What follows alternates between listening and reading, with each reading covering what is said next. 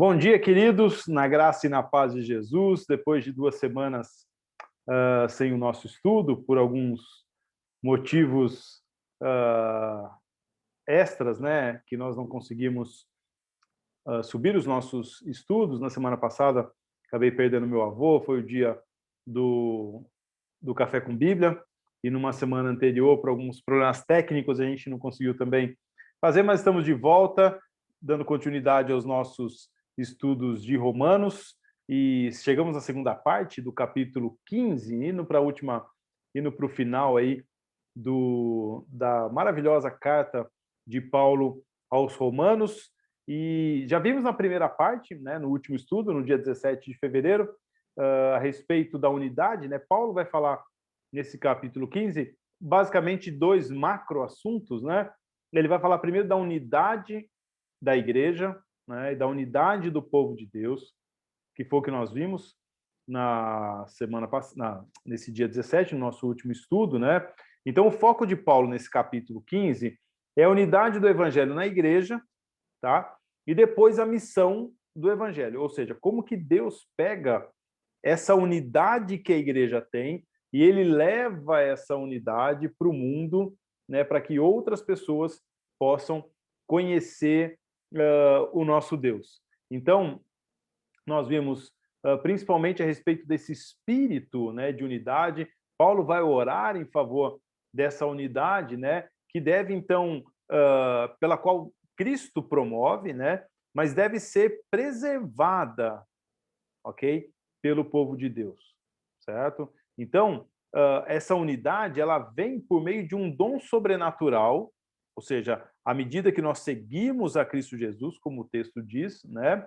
Mas preservá-la é uma tarefa da igreja, né? Então, à medida que nós seguimos a Cristo, esse dom da unidade recebido pela igreja, ele deve, então, ser preservado, ele é preservado por meio da igreja. Então, cristãos muito passivos, né, meio descomprometidos, nós vimos isso, não vão experimentar a grande unidade. Só os crentes empenhados mesmo em seguir a Cristo, aqueles que estabelecem prioridades para o crescimento, para o ministério, é que acabam experimentando essa profunda unidade, tá? Nós vimos também que essa unidade conduz o povo a uma adoração junta, né, em conjunto, de uma maneira unida, né? Ou seja, essa unidade ela existe também para que a gente possa adorar juntos, né? E isso acaba acentuando a nossa unidade, né? Que também está baseado, obviamente, na nossa justificação em Cristo. Então, nós vimos que nós devemos compreender bem como viver isso sempre a partir de Cristo Jesus, certo? Nessa segunda parte do estudo, então, como eu disse, nós vamos ver a parte da missão. Por quê, gente? À medida que a igreja vive essa unidade, Deus quer que esse povo, né, que está ali em uma igreja local, fazendo seu ministério, ele possa, então, se mover para um mundo que possa experimentar também essa, esse dom de Cristo, né? Experimentar o que vem por meio da proclamação do Evangelho e da vida do Evangelho. Então, como o foco de Paulo aqui são esses dois macroassuntos, a unidade da igreja e a missão da igreja, né? Nós vamos ver nessa segunda parte essa questão da missão. Como que a missão ela deve acontecer, obviamente, mediante aqui o que Paulo fala para a gente, tá? Eu acho que é interessante a gente ler o texto novamente, vou compartilhar com você aqui a tela, e a gente pode, então, ler o texto. Vamos ler o texto todo, e aí vai ficar mais fácil para a gente lembrar de tudo. Nós que somos fortes devemos suportar as fraquezas dos fracos e não agradar a nós mesmos. Cada um de nós deve agradar o seu próximo para o bem dele, a fim de edificá-lo. Pois também Cristo não agradou a si próprio, mas como está escrito, os insultos daqueles que te insultam caíram sobre mim.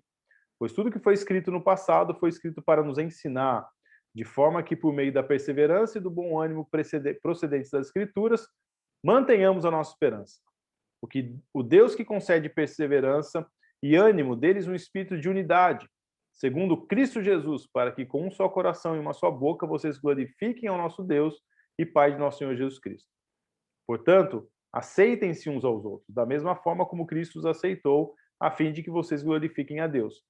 Pois eu lhes digo que Cristo se tornou servo dos que são da circuncisão, por amor à verdade de Deus, para confirmar as promessas feitas aos patriarcas, a fim de que os gentios glorifiquem a Deus por sua misericórdia, como está escrito. Por isso eu te louvarei entre os gentios, cantarei louvores ao teu nome. E também diz: cantem de alegria aos gentios com o povo dele. E mais, louvem o Senhor todos vocês gentios, cantem louvores a ele todos os povos. Isaías também diz: brotará a raiz de Jessé, aquele que se levantará para reinar sobre os gentios, estes colocarão nele a sua esperança. Que o Deus da esperança os enche de toda alegria e paz, por sua confiança nele, para que vocês transbordem de esperança pelo poder do Espírito Santo. Meus irmãos, eu mesmo estou convencido de que vocês estão cheios de bondade e plenamente instruídos, sendo capazes de aconselhar-se uns aos outros. A respeito de alguns assuntos, eu lhes escrevi com toda a franqueza, como para fazê-los lembrar-se novamente deles, por causa da graça que Deus me deu de ser um ministro de Cristo Jesus para os gentios, com o dever sacerdotal de proclamar o evangelho de Deus para que os gentios se tornem uma oferta aceitável a Deus, santificados pelo Espírito Santo. Portanto, eu me glorio em Cristo Jesus em meu serviço a Deus. Não me atrevo a falar nada, exceto daquilo que Cristo realizou por meu intermédio em palavra e em ação, a fim de levar os gentios a obedecerem a Deus, pelo poder de sinais e maravilhas e por meio do poder do Espírito de Deus. Assim, desde Jerusalém e arredores até o Ilírico, proclamei plenamente o Evangelho de Cristo. Sempre fiz questão de pregar o Evangelho onde Cristo ainda não era conhecido, de forma que não estivesse edificando sobre o alicerce de outro. Mas antes, como está escrito, hão de vê-lo aqueles que não tinham ouvido falar dele, o entenderão aqueles que não o haviam escutado. É por isso que muitas vezes fui impedido de chegar até vocês, mas agora, não havendo nessas regiões nenhum lugar em que precise trabalhar, e visto que há muitos anos anseio vê-los, planejo fazê-lo quando for à Espanha. Espero visitá-los de passagem, dar-lhes oportunidade de me ajudar em viagem para lá, depois de ter desfrutado um pouco da companhia de vocês. Agora, porém, estou de partida para Jerusalém a serviço dos santos, pois a Macedônia e a Acaia tiveram a alegria de contribuir para os pobres dentre os santos de Jerusalém. Eles tiveram prazer nisso, e de fato são devedores a eles, pois se os gentios participaram das bênçãos espirituais dos judeus, devem também servir os judeus com seus bens materiais. Assim, depois de completar essa tarefa e de ter certeza de que eles receberam esse fruto, irei à Espanha e visitarei vocês de passagem. Sei que quando for visitá-los, irei na plenitude da bênção de Cristo.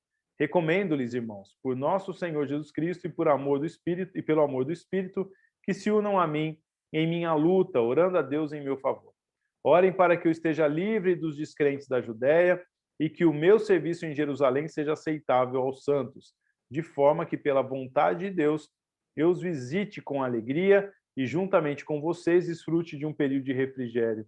O Deus da paz seja com todos vocês. Amém. Interessante a gente perceber aqui, deixa eu sair aqui rapidinho. Interessante a gente perceber como é nítido, né, como Paulo ele sai, né, dessa perspectiva da unidade, né, da igreja, e ele passa, né, a falar da missão, né, passa a falar dentro de um novo contexto, dentro de um novo cenário do evangelho para fora, né, dessa unidade. Como Deus pega essa unidade que é promovida por esse dom que vem de Cristo, por meio de Cristo, e ele extrapola, né? Ele não fica preso, limitado, né, aos cantos, né, às paredes de um lugar, né, ou pelos limites geográficos de algum lugar.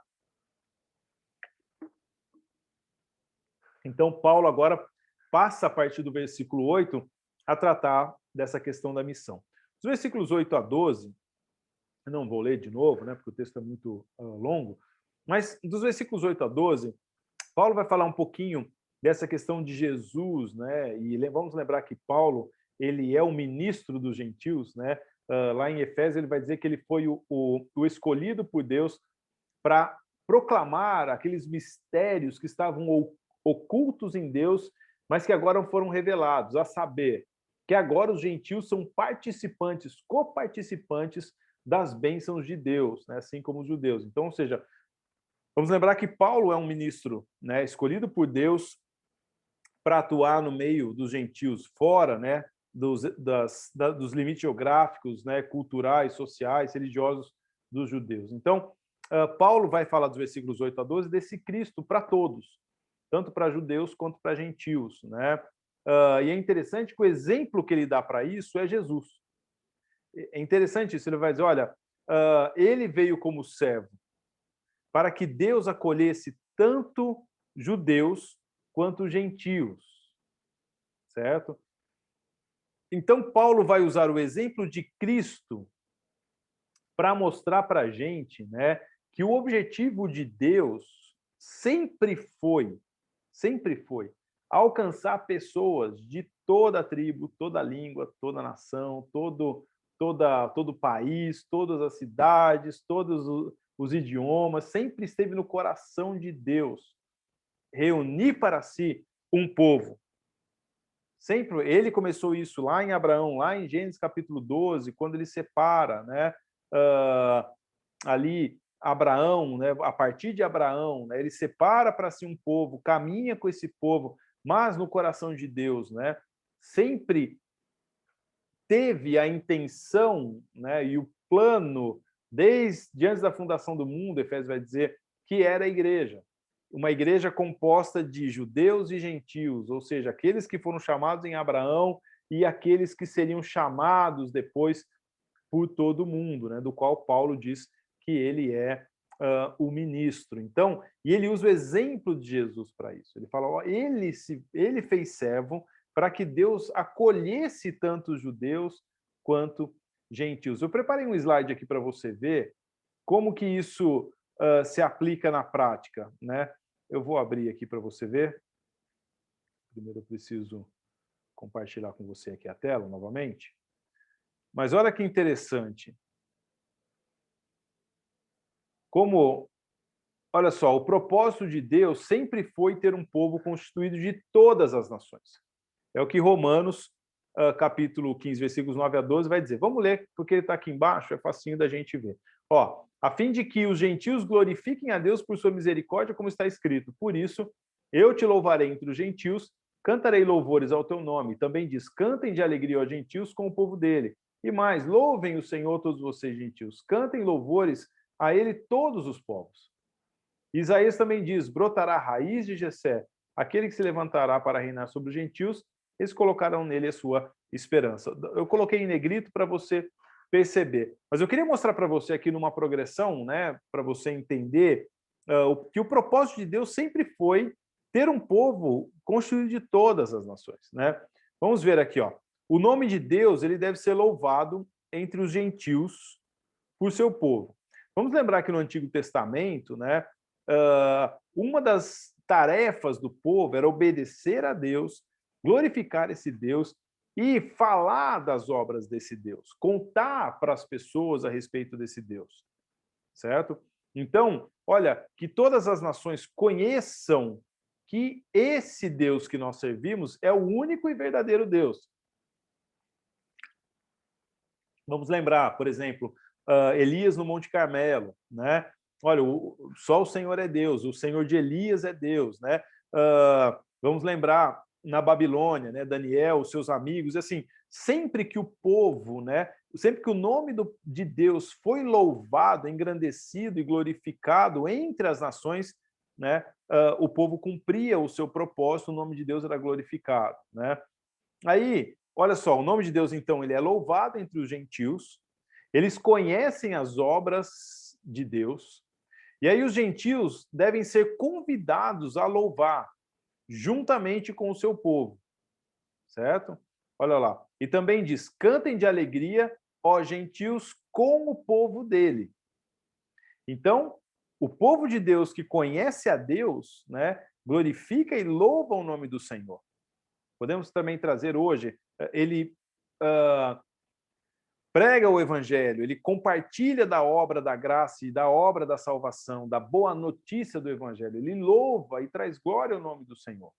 Entre as pessoas, entre os povos, na sua faculdade, vamos trazer para os nossos dias de hoje, na sua família, entre os gentios seria isso, entre as pessoas que não conhecem a Deus, certo? O nome de Deus deve ser glorificado, deve ser exaltado, deve ser pregado, deve ser proclamado entre aquelas pessoas que não conhecem a Deus. O que vem depois? O texto vai dizer, esses que não conhecem a Deus devem ser convidados a louvar, a conhecer, a se aproximar juntamente com esse povo que já conhece. Então veja que isso acontecia no Antigo Testamento, né? E é o mesmo cenário dentro de um contexto, de uma estrutura diferente, tá? Depois disso, o que acontece? O povo, né, que conhece a Deus glorifica o seu nome no meio de outros que não conhecem. Esses outros que não conhecem, vamos chamar de gentios, né, que é o contexto aqui, mas podemos chamar de pessoas que não conhecem a Deus, devem ser convidados, ao perceberem as obras desse Deus maravilhoso, devem ser convidados a conhecer esse Deus, a se juntar a esse povo que conhece esse Deus. E aí, de modo que todos os povos, então, o resultado disso é que todos os povos, judeus e gentios, louvarão o Senhor. Então, olha lá. E mais, louvem o Senhor todos vocês, gentios, cantem a ele todos os povos. Olha que legal essa progressão aqui, né? A gente louva a Deus no meio de pessoas que não conhecem a Deus. Ao perceberem esse Deus que é louvado, essas pessoas são convidadas a conhecer esse Deus, né? E uma vez que elas se reúnem, se juntam para conhecer esse Deus, né? Se cumpre a palavra de que todos os povos louvarão ao Senhor, né? E por último, tudo isso será realizado por Jesus, pela raiz de Jessé. Quando? Quando as nações se colocarem debaixo, né, dele, né, do seu governo, e nele encontrarem a esperança, que é o final do nosso texto. Brotará a raiz de Jessé, aquele que se levantará para reinar sobre os gentios. Estes colocarão nele a sua esperança. Então, se você ler no Salmo 102, por exemplo, dos versículos 18 a 22, você vai perceber isso um pouco, né? Que Deus ouviu dos céus, isso será contado para uma geração futura, um povo que há de ser criado, louvará o Senhor. O Senhor do altos céus ouviu e desceu, né? Se reunir quando os povos e os reinos se juntarem para adorar o Senhor. Nós vemos claramente ali uma interação da adoração e da missão, irmãos, que é uma coisa que eu sempre falo. A adoração, nós podemos... Paulo está falando nesse texto de Romanos capítulo 15, as duas grandes abordagens do capítulo 15 de Romanos, que nós estamos estudando, é justamente essa. É que a adoração do povo de Deus, que vem por meio da unidade, ela anda de braços dados com a missão. Ela anda de braços dados com a proclamação. Ela anda de braços dados, né, com o convite para que outras pessoas conheçam esse Deus. Então, não tem como a igreja desassociar a adoração e a missão. Não tem como, ela seria manca, ela seria capenga, ela seria manquitola, ela funcionaria de um jeito, mas do outro não. Então, a unidade da igreja, o que nós buscamos e que produz a nossa adoração, deve extrapolar para a missão. Em outras palavras, Deus não nos salvou para que a gente pudesse ficar confortável dentro dessa salvação. Confortável dentro dessa esfera que nos protege nas paredes de uma comunidade local. Analise essa progressão que eu coloquei aqui para a gente, né? Um povo, né, que o povo de Deus deve proclamar a mensagem, deve proclamar as obras de Deus no meio de pessoas que não o conhecem. E a palavra de Deus está dizendo que quando isso acontecer, outros que não conhecem a Deus serão atraídos para conhecer esse Deus, juntamente com o seu povo. Venham ver o que o meu Deus faz, venham ver o que meu Deus é capaz de fazer. Venham saber por que que nós estamos felizes, por que que nós podemos confiar e ter esperança. Venham saber. E quando isso acontece, cumpre-se a palavra de que todos os povos louvam ao Senhor, que é a sua igreja sendo formada. E tudo isso acontece por quê? Porque Jesus, isso Hebreus capítulo 13 vai explicar para a gente, né? Porque Jesus abriu esse caminho. Aquilo que trazia separação não traz mais, ok? O véu foi rasgado de alto a baixo. Então, aquilo que trazia separação não existe mais. Então, nós podemos proclamar esse Deus no meio daqueles que não conhecem a Deus. Porque Jesus fez isso, a raiz de Jessé fez isso.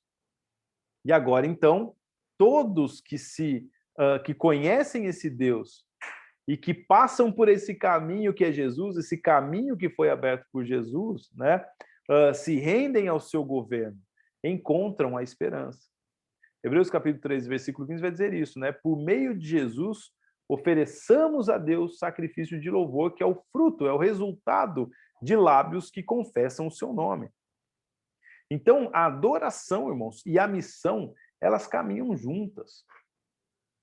Não adianta a gente ir lá na igreja, né? Não vou dizer não adianta, não é bem isso.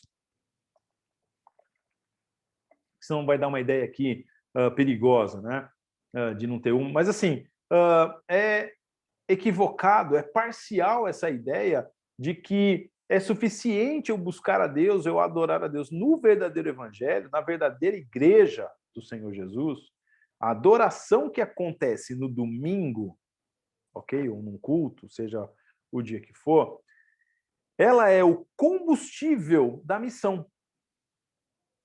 Ou seja, eu adoro a Deus porque ele faz grandes coisas. E ao adorá-lo, eu sou invadido pela sua presença maravilhosa. Esse combustível espiritual me leva para a missão na semana. E o que acontece na missão na semana é que os povos que não conhecem a Deus se juntam a mim. E eu fico maravilhado com isso. E quando eu volto para a comunidade, eu o adoro de maneira intensa e maravilhosa para me encher de novo desse combustível de Deus e voltar para a missão. Então, a missão e a adoração, elas caminham juntas desde quando Deus formou esse povo. O propósito do povo, o objetivo do povo era, entre outras coisas, obedecer a Deus e proclamar as grandes obras de Deus entre as nações. Tornar o nome de Deus conhecido. Então, à medida que isso voltava, que as ações de Deus voltavam em glória para Deus, outras nações eram convidadas a conhecer esse Deus. Nós não podemos jamais desassociar a missão da adoração, a adoração da missão. Em outras palavras, aquilo que você experimenta no culto domingo, eu espero que a sua comunidade seja uma comunidade que promova isso a você, né, através do culto de celebração, da adoração em todos os sentidos, e isso que acontece, né, no domingo, ele deve servir para que você seja estimulado a ir para a missão. E quando você vai para a missão deve fazer com que você dê tanto, ofereça tanto, proclame tanto, que no domingo Deus te enche de novo para que você possa adorá-lo. E assim, a vida da igreja ela vai se tornando fortalecida. Então, vamos imaginar o contexto da oração, por exemplo. Quando nós oramos, certo? E Deus nos responde, quando alguém que não é da igreja, ou não, alguém que não conhece Deus, pede uma oração e Deus faz algo, o nome de Deus deve ser glorificado. Quando o nome de Deus é glorificado, nós devemos convidar essa pessoa a conhecer esse Deus. E quando isso acontece, a igreja ela está praticando aquilo pelo qual o propósito dela. Convidar os pecadores a se tornarem adoradores. Isso é conversão. Conversão são pecadores transformados em adoradores. Por quê? Porque a igreja, né, a vida do evangelho acontece na dinâmica da adoração e da missão. E isso é muito, muito importante, pessoal. Então, eu espero que você entenda, né, essa progressão aqui, né, e que a minha explicação aqui tenha ficado clara em relação ao nosso propósito. Por isso que a nossa adoração ela deve ser sempre vibrante, ela deve ser sempre cheia de energia mesmo, né? De felicidade, de alegria, de transbordar.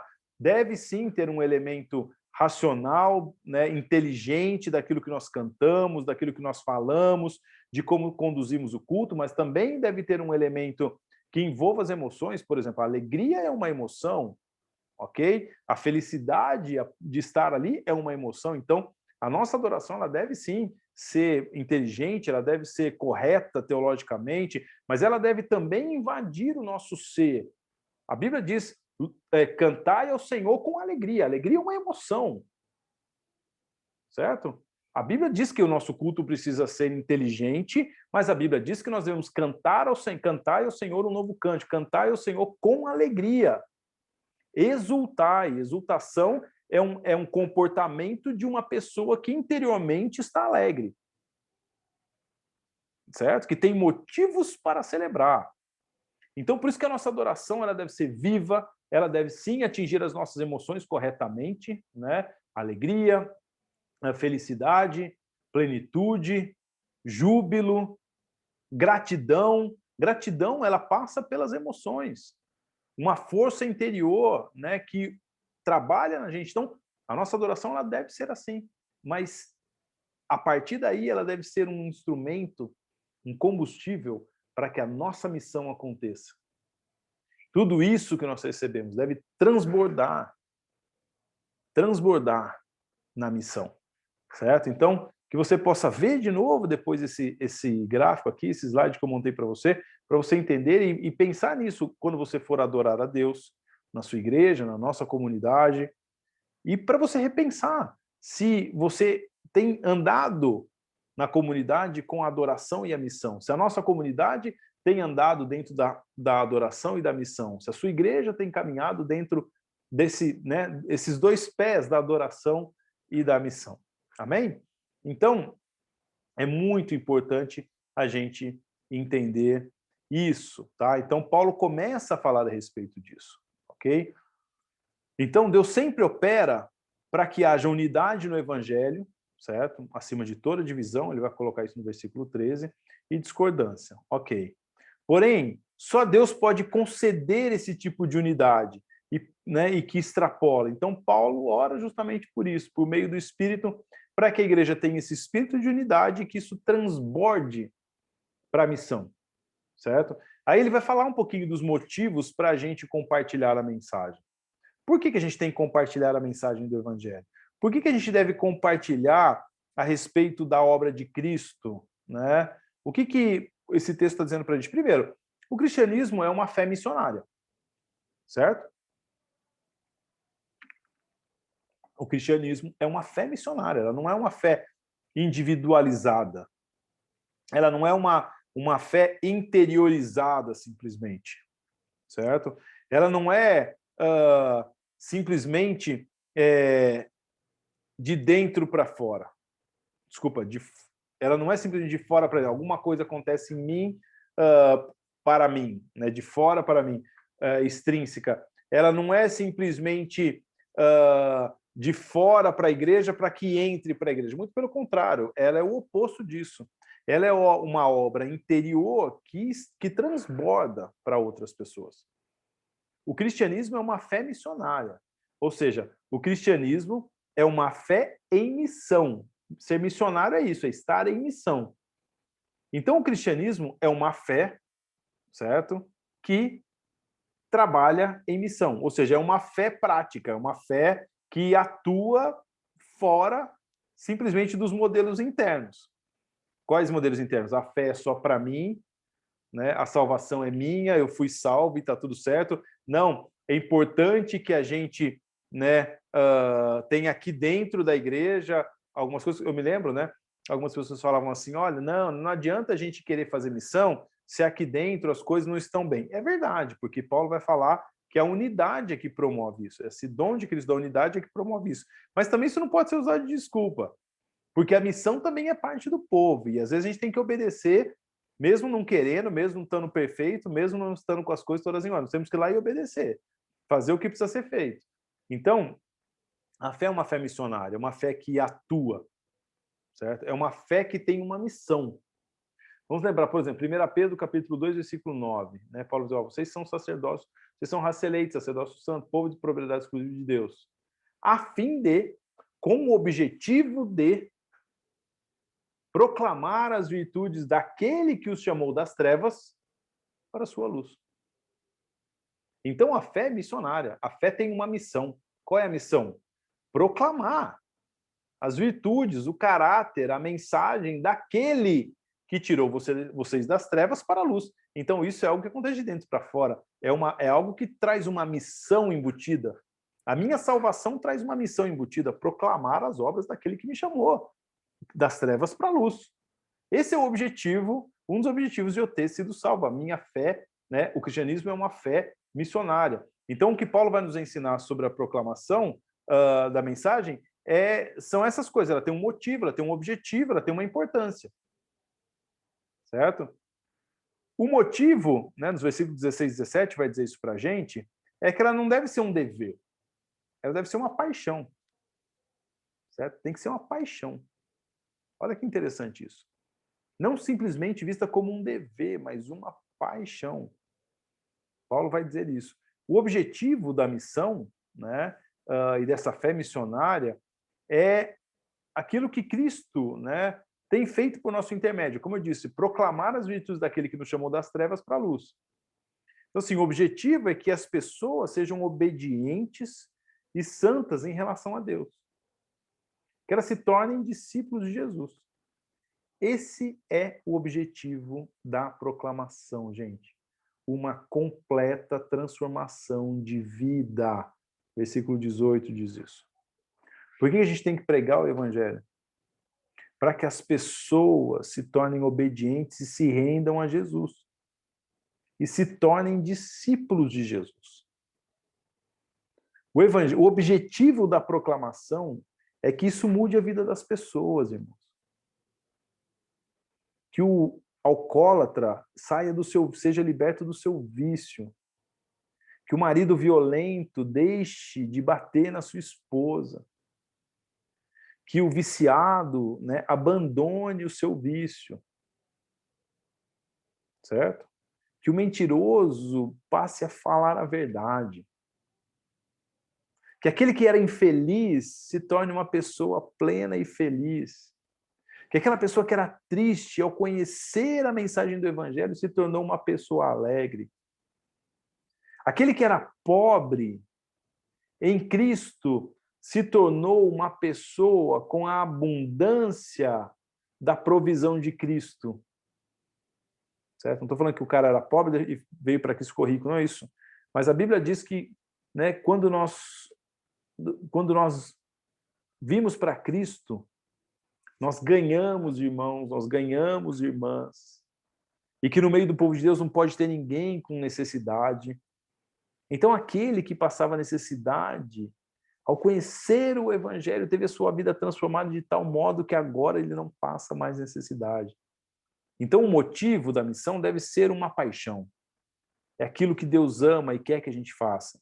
O objetivo é que a mensagem leve as pessoas a se render a Jesus e que isso mude a vida delas. Irmãos, nós não podemos esquecer disso. Nossa proclamação, nosso ser igreja, precisa passar pela transformação de vidas.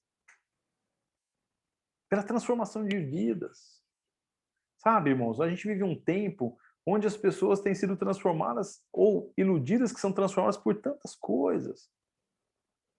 A pessoa faz um curso, isso mudou de vida. Eu já ouvi isso várias vezes nos meus cursos. Oh, seu curso lá mudou minha vida, mudou meu casamento, mudou minha vida isso ou aquilo. Pô, isso é legal, eu acho que isso é bacana.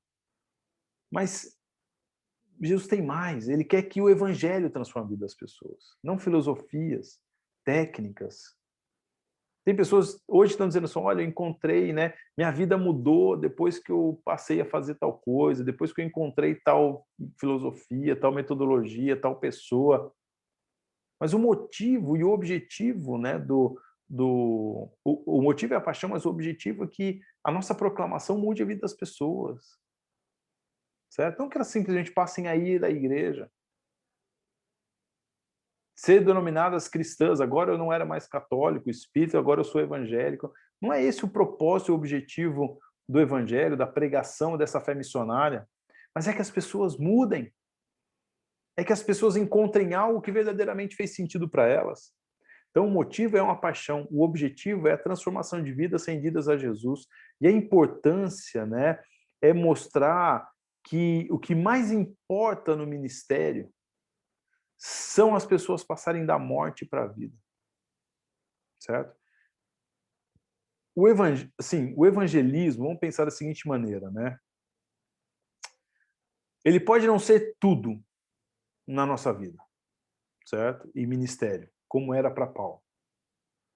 Mas talvez ele deveria ser mais do que ele é. É isso. Talvez o evangelismo, a missão, essa fé missionária, talvez não precise compreender, ou tomar, ou fazer parte de tudo que nós fazemos, como era com Paulo. Ele era um ministro do evangelho, ele vivia 100% disso. Nós temos uma fé missionária disfarçados das nossas profissões, certo? Então, talvez a nossa fé missionária ela não precise ser tudo o que a gente faz, ok? Mas ela deve tomar um lugar maior, talvez, do que ela toma, ok? Maior. Nós deveríamos realmente pensar mais nisso. Que o evangelho que nos alcançou pode mudar a vida das pessoas. Pode mudar o triste, o abatido, o sozinho, o solitário, o depressivo, o ansioso, o viciado, o violento, o mentiroso, ele pode mudar. E essas pessoas estão ao nosso redor o tempo todo, mais próximas da gente do que a gente imagina. Então a importância é essa, que as pessoas consigam passar da morte para a vida. A gente estava orando ontem na nossa reunião de oração, e Deus me levou a orar por isso. Nós ouvimos, né, notícias de morte aos milhares todo dia, infelizmente, com essa pandemia. Quantas dessas pessoas estão morrendo sem ouvir a mensagem do Evangelho? Por outro lado, para quantas dessas pessoas Jesus é a única esperança? Então, é urgente, é importante a gente pensar a respeito disso. O motivo é uma paixão. O motivo da nossa fé missionária é essa paixão. O objetivo, levar as pessoas a transformarem suas vidas ao submeterem como discípulos de Jesus. E a importância é que isso trata de vida e morte. E é disso que Paulo vai falar dos motivos para a gente compartilhar a mensagem. Depois ele vai mencionar os meios do evangelismo, certo? E aí ele vai citar algo muito interessante, né? Pelo poder de sinais e prodígios. Como que eu vejo isso? Isso representa algo, irmãos, encarnacional, como algo que é material, materializado, visto. Sinais e prodígios, sinais e maravilhas, milagres, mostra que a gente não deve apenas comunicar o evangelho, mas incorporá-lo em nossa proclamação, nas nossas atitudes, nos nossos relacionamentos. Sinais, assim, Jesus vai dizer lá em Marcos, capítulo 15, 16, esses sinais acompanharão os que creem. Ou seja, à medida que nós fazemos a missão, Deus vai trazendo sinais do reino para validar a nossa mensagem. Então, sim, quando nós pregamos o evangelho no meio de todos os povos que não conhecem a Deus, Deus está disposto a validar a nossa mensagem com sinais e prodígios, com sinais e maravilhas. E eu creio, vocês sabem que nós cremos nisso, nossa comunidade de todo o nosso coração. Ele sim quer validar a mensagem por meio da cura, por meio da libertação, né, das pessoas, das drogas, dos vícios, da libertação espiritual, dos demônios. Porque isso tem a ver com vida e morte, porque isso tem a ver com transformar a vida das pessoas. A gente não pode encaixotar Deus e dizer, não, Deus não faz mais esse tipo de milagres hoje, ou sinais. Por que não? Se isso lida com transformação de vida. E a transformação de vida não vem simplesmente por um aspecto racional. Então, esses sinais acompanham os que creem em meu nome. Em meu nome, né? Os cegos vão ver, o Espírito Santo está sobre eles. Os cegos vão ver, as pessoas serão libertas. Por quê? Porque isso tem a ver com vida e morte, isso tem a ver com transformação. Então, na ousadia, né? Na ousadia do reino de Deus, do poder do reino de Deus, os sinais e maravilhas, eles devem nos acompanhar, nós devemos crer e ter uma mente transformada e renovada para crer que Deus está em missão com a gente e Ele quer fazer isso. Ele quer fazer isso. Isso passa, sim, pela nossa fé. Isso passa não só pela nossa fé, até mais do que isso, mas por uma forma de enxergar as coisas. Eu aprendi muito disso lá na África, né? Porque se você só falar, eles aceitam qualquer coisa. É legal, é o cara lá branco falando para eles. Certo? Ah, essa mensagem é bacana, eu gosto de você. Mas isso muitas vezes não é suficiente. Por isso que a gente ouve relatos, por exemplo, de missionários, de situações em lugares distantes, em lugares mais simples até, de assim, milagres, de sinais e prodígios maravilhosos. Eu podia contar alguns para vocês aqui, vários para vocês que eu experimentei lá, nas minhas inúmeras viagens de trabalho missionário para lá. Por quê? Porque Deus está envolvido na missão, certo? E ele vai dizer, olha, um dos meios de você evangelizar é por meio de sinais e prodígios. A palavra do reino, a mensagem do reino e os sinais do reino. Então, querido, para o nosso contexto agora urbano, né, de trabalho, de faculdade, de universidade, é isso. Proclame, mas não tenha medo, tenha ousadia para buscar, para requisitar, para clamar a Deus pelos sinais também, porque alguns momentos serão os sinais que vão validar a nossa mensagem. Ah, mas o Espírito Santo não está trabalhando e as pessoas de paz. É verdade, mas algumas vezes é Deus que está em missão, não somos simplesmente nós. Quem está em missão no mundo é Deus, a missão é dele. É dele. Então seria errado da minha parte dizer para Deus que na missão dele, ele tem que salvar as pessoas do jeito X, Y, Z, a missão é dele. Se ele entender que ali é por meio de sinais e maravilhas, requisite isso. Se não for, não será, porque ele é Deus, a missão é dele. Então Paulo fala que um dos meios é esse. A outra coisa que Paulo vai citar aqui, né, dessa questão encarnacional das nossas atitudes, por exemplo, ele vai falar do cuidado pobre, que é uma forma de você evangelizar, certo? Mostrando para as pessoas que o evangelho quer atingir o ser humano de uma maneira integral. Se envolver com as necessidades das pessoas. Então, num âmbito espiritual, mas num âmbito material, no sentido material físico, né, concreto. É pão para o faminto, é roupa para aquele que está desnudo, é água para aquele que tem sede, é o sapato para quem está descalço, é o abrigo para aquele que está desabitado, certo? É isso. Então, Paulo vai citar isso, olha, e Paulo vai ser interessante, falar, ó, vocês também não fizeram mais que obrigação, por quê? Porque a salvação espiritual veio deles. Então, se vocês têm bens materiais, vocês têm mais é que ajudar mesmo, porque isso faz parte do evangelho. Lá em Atos capítulo 16, quando Lídia se converte, ela leva Paulo e oferece uma refeição. Quando o carcereiro se converte, eles levam Paulo e lavam as suas feridas. Então, o amor de Deus é demonstrado para aqueles que proclamam o evangelho também de uma maneira de serviço. Isso é muito importante. Ok? E aí Paulo vai falar das estratégias da missão. Ele termina falando um pouquinho da estratégia da missão. Ele vai falar que ela deve ser, muitas vezes, uma estratégia pioneira, nos versículos 20 a 22, ou seja, o que isso significa? Ir a lugares e pessoas que nunca ouviram do evangelho. Então nós podemos orar a Deus nessa cidade nossa aqui, na cidade que você está ouvindo essa mensagem, da sua igreja, da nossa. Senhor, onde estão as pessoas que nunca ouviram do evangelho? Paulo falou, eu procurei saber em lugares que ninguém tinha ido, para não pregar sobre fundamento alheio. Então, ser pioneiro. Deus nos chama para sermos pioneiros em algo, sim. Onde estão as pessoas que não ouviram ainda? Que tipo e que grupo de pessoas não ouviram o evangelho? Paulo fala que isso deve ser urbano, né? Paulo pensava assim, ó, se eu plantar uma igreja num centro urbano, começando numa casa, num lugar de reunião, né, o trabalho dele ali estava feito. Por quê? Porque isso tinha um poder de se espalhar, de envolver ativamente a cidade. Então, nós devemos nos envolver com isso. Devemos colocar a nossa casa como um centro de evangelismo, o nosso escritório, o nosso trabalho, certo? Por exemplo, nós aqui em Rio Claro, na nossa cidade, a gente tem 2 pontos aí que a gente atua, né? 2 bairros diferentes, tem pessoas de paz lá, então nós vamos lá, né? Ou seja, por meio daqueles centros, ou daqueles centros ali no sentido do lugar onde acontecem, urbano, nesse local urbano, outras pessoas podem ser atingidas. Se a gente chega lá e a gente prega o evangelho, as pessoas são convidadas a conhecer esse Deus, nós oramos por elas, queremos que o evangelho traga transformação para elas, elas queiram conhecer mais esse Deus, esse é o nosso trabalho. Esse é o nosso trabalho. Elas não precisam necessariamente vir à nossa igreja.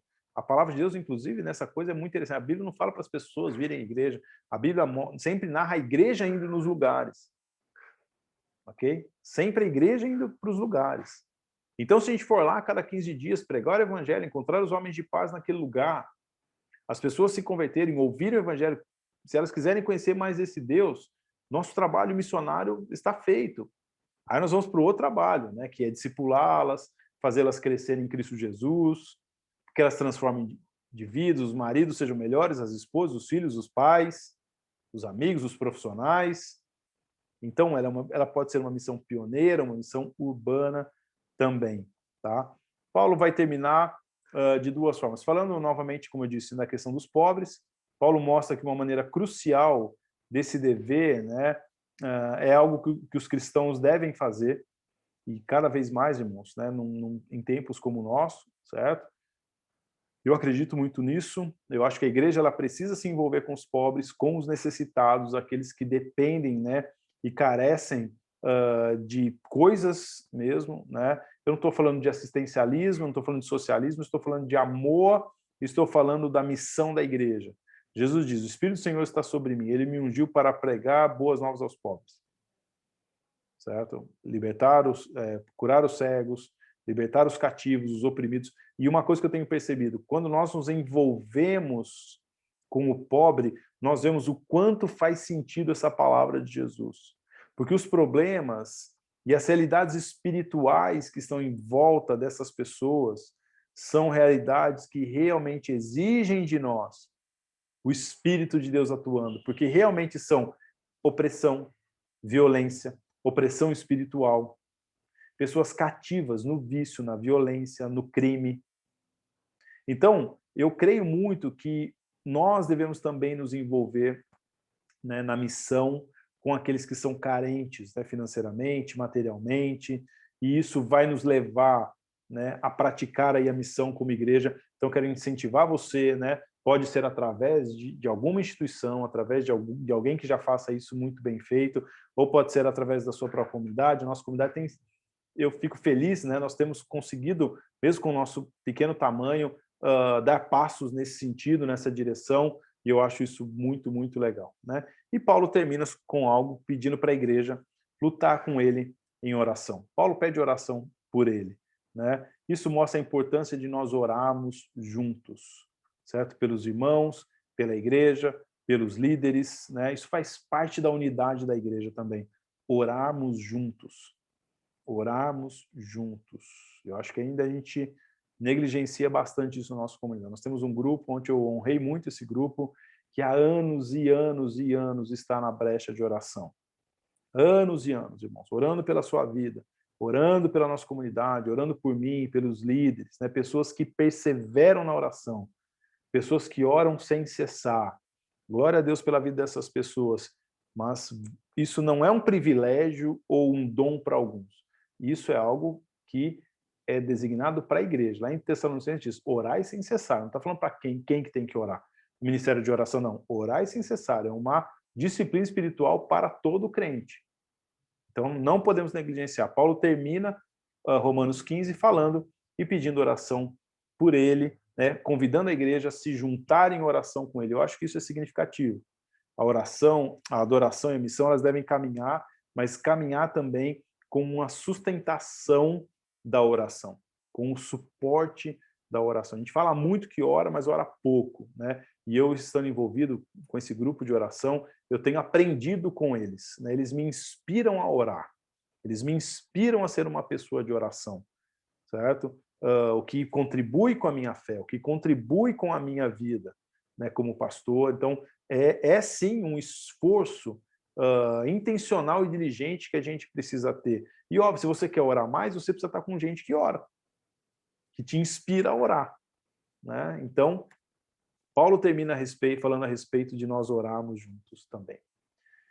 Esse foi Romanos 15 em duas partes, né? A primeira parte falando da unidade e essa segunda parte falando da missão da igreja indo, né? Extrapolando as suas paredes. E a partir de semana que vem nós vamos falar a respeito do último capítulo dessa nossa jornada em Romanos, que é o capítulo 16.